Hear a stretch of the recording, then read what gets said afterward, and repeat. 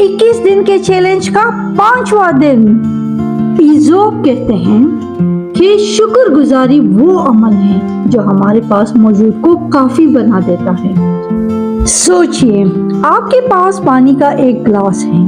कुछ लोग कहेंगे आधा खाली है, कुछ कहेंगे आधा भरा हुआ है। असल खुशी उस वक्त आती है जब हम इस आधे भरे पर शुक्रगुजार होते हैं।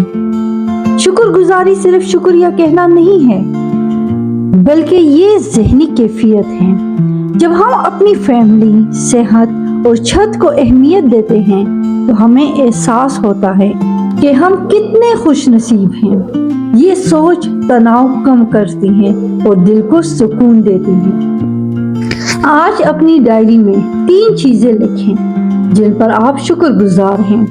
ये चाहे कितनी ही छोटी क्यों ना हो, मगर ये आपको जिंदगी की मुस्बत पहलू दिखाएंगी।